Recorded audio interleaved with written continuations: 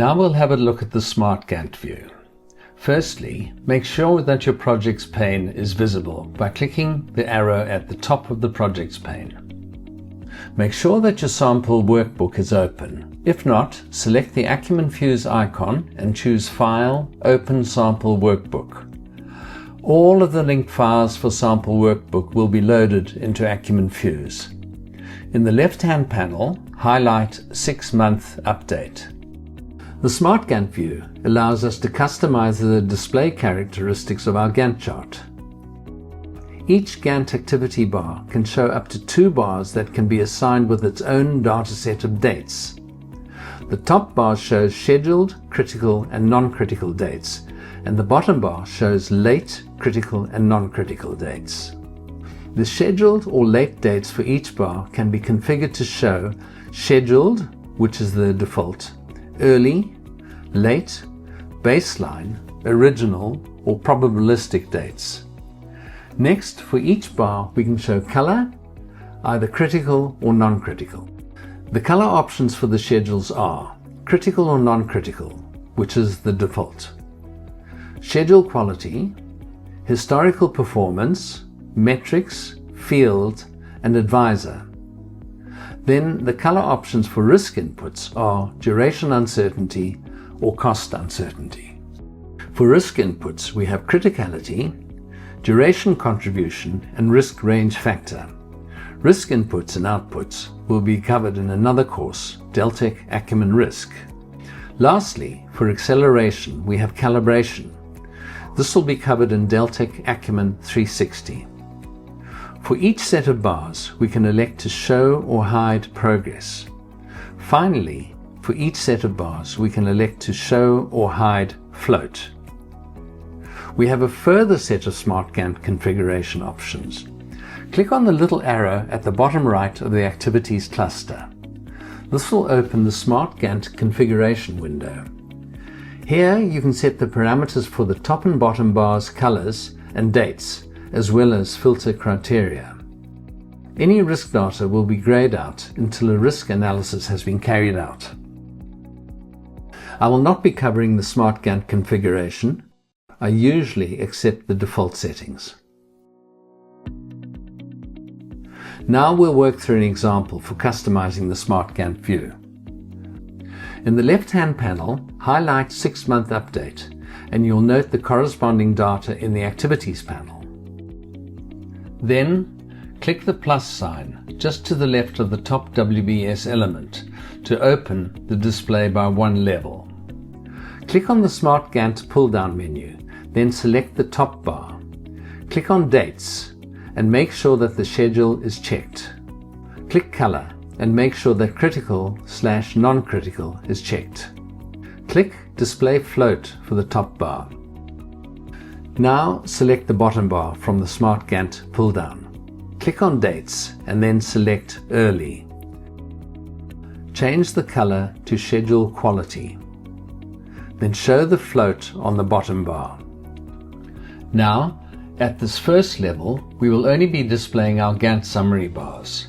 So click the little plus sign next to the Feed WBS element to expand it. Notice the top and bottom bars, as well as the positive and negative float on the bars. Lastly, select the Publish pull-down menu. You will note that we can export our SmartGantt in a number of formats. The most common format for us will be Excel. Next, we'll look at the timeline view.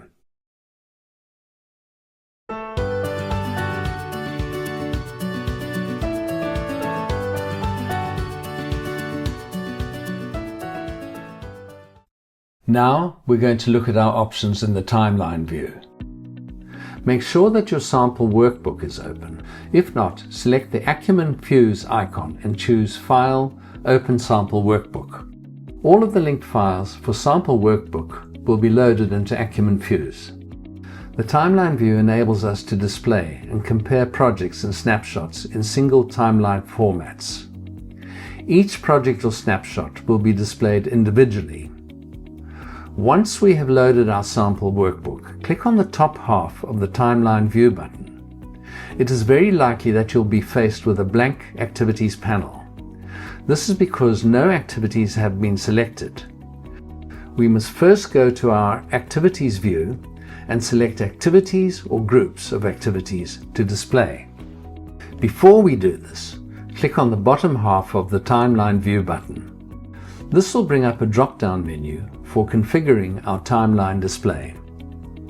The first option is to display activity titles on our timeline.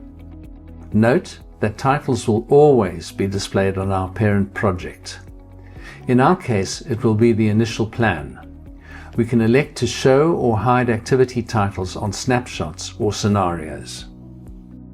The next option is to choose different colors to differentiate between activities. Next, we can elect to copy our timeline to the clipboard for pasting in a different document. Lastly, we have the selection for Activity Title Display Mode. This lets us choose whether to display the ID, description, or both on our timeline. So let's go ahead and highlight the initial plan in the Projects pane. Click on the upper half of the Activity View button, then highlight Initial Plan. It doesn't matter whether the current view is set to Hierarchy, Fields, or Flat View. Now, check the box to the left of the Initial Plan ID. Note that at this high level, clicking either of the boxes will select all of the activities in the project. Now click on the top half of the Timeline View button and you will see timeline comparisons for the initial plan, 6-month update, and current schedule. All of the activity IDs and descriptions will be displayed, so it looks quite congested. Let's make a few changes to the display to make it look less cluttered. Firstly, click on the Timeline drop-down and deselect Activities Titles. Titles and IDs will disappear from the two snapshots. Remember that titles will always be shown on the parent project. This doesn't really help us, so select Activity Titles again. Let's apply different colors, so select this option. That's a bit better. Next, change the Activity Title Display Mode to Description Only. That helps slightly, but we really need to focus on a particular section of the timelines to help us with any comparisons. At the bottom of the Activities pane, there is a lens area which will enable us to shrink or expand the timeline scale so that we can focus on a particular area of the timeline. On the right of this lens area, select the edge of the lens and drag it in until we hit the first milestone. Then drag the left edge of the lens in until we are just past the green colored activities. The activity would be Bid Reviews. So what we have done is focus and enlarge a specific portion of our timeline. Now click anywhere in the focus lens area and drag it left. You will see that the focus is now on a different portion of the timeline. What we have is an overview of our timelines, but it's still a bit cluttered. This time, we'll focus on a specific area and compare the difference between the snapshot of our current schedule and our initial plan. In the left Projects pane, highlight Current Schedule. In the Activities, you'll note that the initial plan and current schedule are displayed. Now, we want to choose our activities display level and then choose a group of activities for us to focus on. So move back to the Activity View by clicking the top half of the Activity View button. From the drop-down, select Activity View Grouping Display Level and set the display level to 2. We are going to focus on Detailed Design, so we only want Detailed Design to be selected. The best way of doing this is to click on the twirly icon in the top right of the Activities pane. This will open the Filters pane. Click Deselect All to make sure that no activities are selected, then close the twirly. Then select the checkbox for Detailed Design so that only Detailed Design is selected. Now go back and click on the top half of the Timeline View button. Only the activities for Detailed Design will be displayed in the timelines. Let's narrow our lens right down and focus on the last few activities for Detailed Design.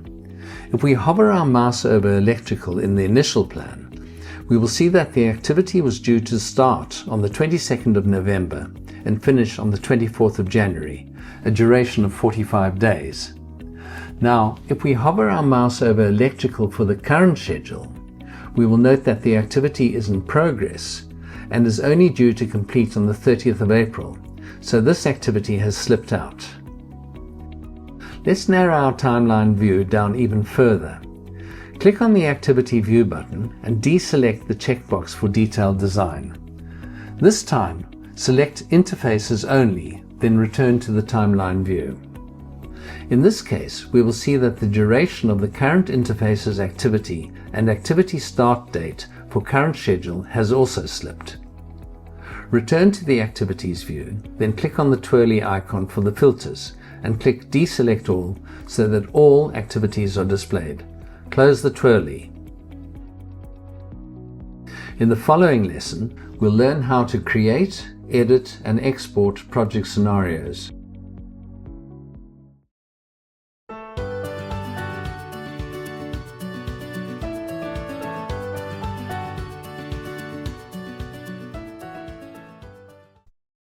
In this lesson, we'll learn how to create, edit, and export project scenarios. We will also learn about the Schedule Realism Advisor and how to apply it. Make sure that your sample workbook is open. If not, select the Acumen Fuse icon and choose File, Open Sample Workbook. All of the linked files for Sample Workbook will be loaded into Acumen Fuse. In the left-hand panel, highlight 6-month update. Now, right-click on the 6-month update and select Create Scenario from the drop-down. You will see that a 6-month update scenario has been created in the Projects pane. So what is a scenario? A scenario is very similar to a snapshot, but should not be confused with a snapshot. A snapshot is a version of the project being analyzed and cannot be edited. However, a snapshot can be converted to a project. A scenario is a schedule created directly within Acumen and it can be edited, whereas project and snapshot files cannot be edited within Acumen. Scenarios can be created for a what-if analysis, acceleration analysis, or other operations. For example, schedule quality comparison. Then the scenarios can be compared to their parent projects using the forensic analyzer and analyzer views. Scenarios can then be exported to its scheduling program. In our case, it'll be Primavera P6 file. If you right-click on the scenario file in the Projects pane, you will see the options for also exporting scenarios such as UN CFACT, Microsoft Project, or Deltek Open Plan. When you create a scenario, you do so by copying some of the data of an existing imported file.